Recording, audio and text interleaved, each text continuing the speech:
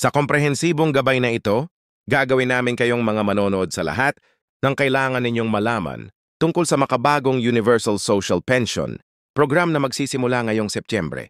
Mula sa mga requirements para sa eligibility hanggang sa kumpletong release schedule, sasaklawin namin ang lahat ng mahahalagang detalye upang matulungan ang aming mga minamahal na senior citizens na maghanda para sa life-changing financial support na ito. Kumusta mga wonderful viewers? Sobrang excited talaga ako na may bahagi ang incredible na balitang ito na talagang magdudulot ng malaking pagbabago sa buhay ng aming mga senior citizens. Singayon, malalim nating pag-uusapan ang Universal Social Pension Program na magsisimula ngayong Setyembre. At maniwala kayo hindi ninyo dapat palampasin ito. Bago tayo magsimula, kung nakakatulong sa inyo ang information na ito, pakisuyo naman na pindutin ang like button at mag-subscribe sa aming channel. Nakakatulong ito sa amin na maabot ang mas maraming seniors at kanilang mga pamilya na nangangailangan ng crucial information na ito. Huwag utang pindutin ang notification bell para ma-update kayo sa latest news at updates tungkol sa senior benefits at financial assistance programs. Simulan natin sa hinihintay ng lahat. Ang Universal Social Pension Program ay finally nagiging reality na. Ang groundbreaking initiative na ito ay naglalayong magbigay ng financial security sa aming elderly population. Tinitiyak na walang senior citizen na mag-aalala sa pagkakasya ng kanilang kikitain sa kanilang golden years. Ang government ay walang sawang nagtrabaho upang gawing comprehensive at accessible ang program na ito. At nandito ako para i-breakdown ng bawat detalye para sa inyo. Una sa lahat, pag-usapan natin kung ano talaga ang Universal Social Pension. Ito ay monthly pension benefit na ibibigay sa mga eligible senior citizens, kahit ano pa ang kanilang dating employment, status o contribution sa anumang pension system.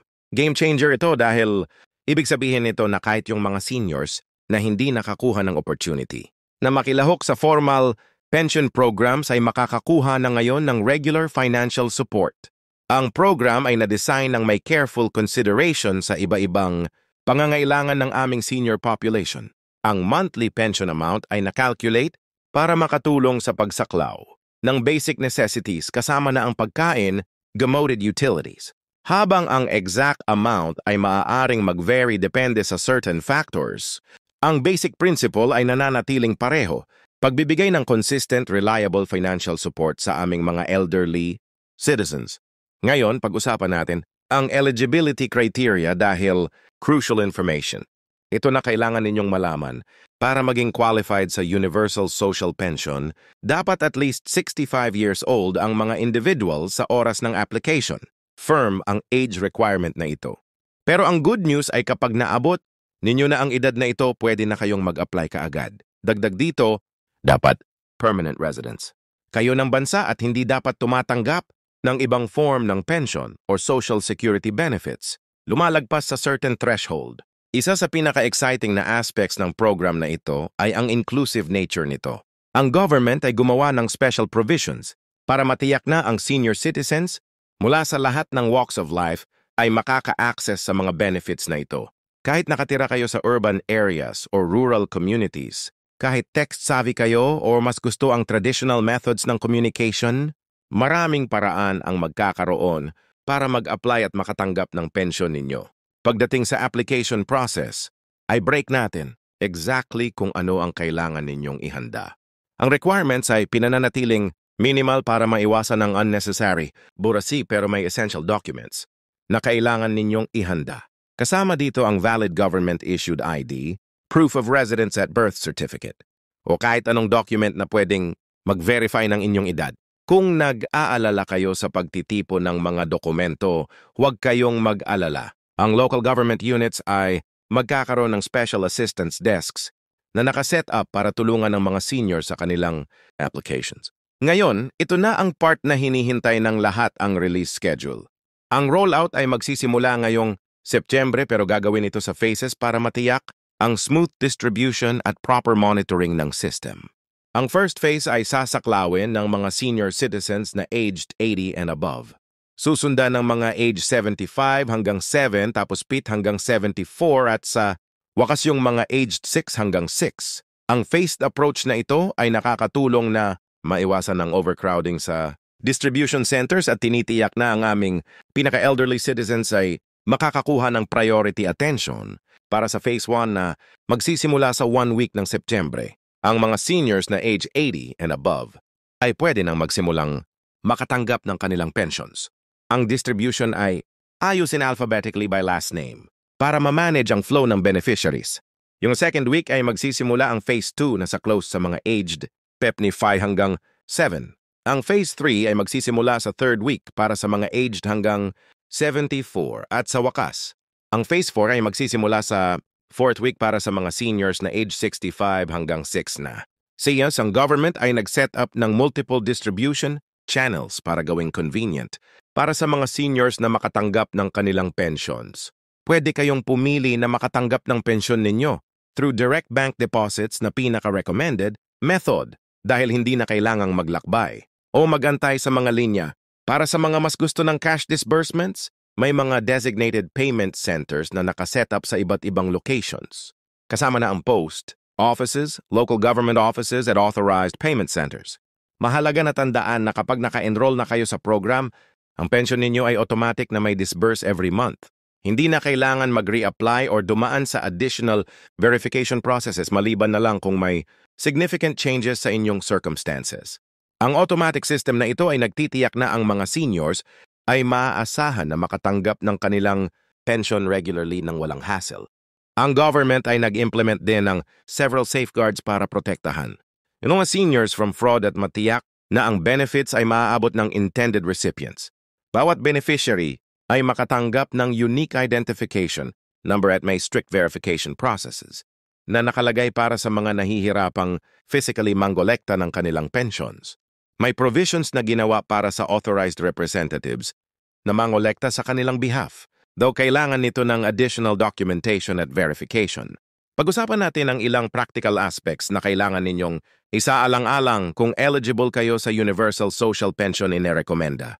Nasimulan na ninyong ihanda ang inyong mga dokumento ngayon kahit hindi pa nagsimula ang official rollout. Kasama dito ang pag-update ng inyong identification documents kung kailangan. Pagtitiyak na available ang inyong birth certificate at pagtitipo ng proof of residence. Kung kailangan ninyo ng tulong sa alinman sa requirements na ito, ang local senior citizen affairs offices ay masasaya pa na tumulong sa inyo. Ang program ay may special provisions din para sa mga seniors na may disabilities or mga homebound, may mobile registration teams na available na bibisita. Sa mga seniors na ito sa kanilang mga residences para tumulong sa application process, tinitiyak nito na ang physical limitations ay hindi magiging barrier sa pag-access ng crucial benefits na ito. Isa pang mahalagang aspect na isaalang-alang ay ang supplementary benefits na kasama ng Universal Social Pension. Ang mga beneficiaries ay automatic na magiging eligible para sa additional health care, coverage, discount sa essential medicines at priority access sa iba't ibang government services.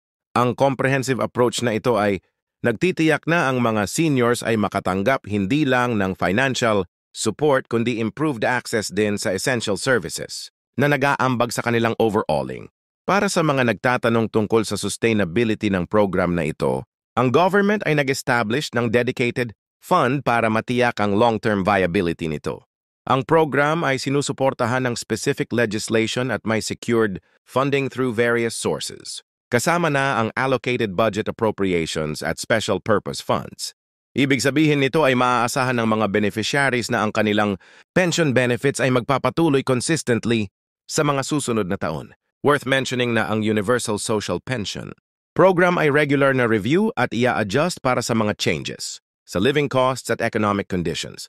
Ibig sabihin nito ay ang benefit amounts ay maaaring tumaas over time para matiyak na meaningful at sufficient pa rin para sa needs ng mga seniors. Para sa mga pamilyang may elderly members, excellent.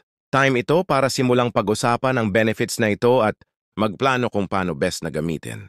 Ang pensyon ay makakatulong sa pagsaklaw ng iba't ibang expenses mula sa daily necessities hanggang sa health, care costs at maaaring significantly bawasan ang financial burden sa mga seniors at kanilang mga pamilya. Ang implementation ng program na ito ay may robust support system din.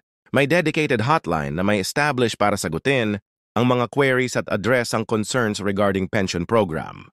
Dagdag dito, regular information sessions ay gaganapin sa local community centers para matulungan ng mga seniors at kanilang mga pamilya na mas maintindihan ang program at ang benefits nito.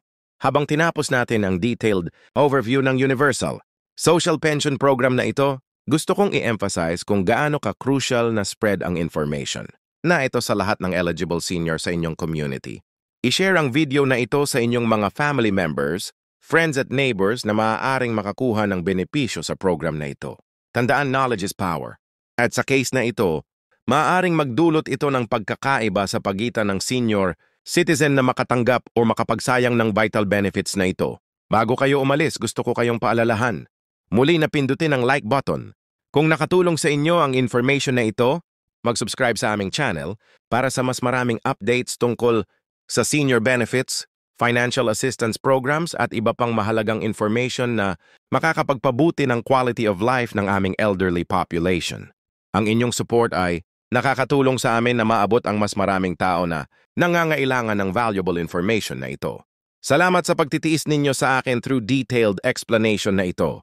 Tandaan, ang Universal Social Pension Program ay higit pa sa financial assistance. Ito ay recognition sa contributions na ginawa ng aming senior sa society at commitment na matiyak ang kanilang dignity at well-being sa kanilang golden years. Stay tuned para sa mas maraming updates at huwag kaliutang i-share ang video na ito sa mga maaaring nangangailangan ng information na ito. Until next time, mag-ingat at God bless. Kalimutang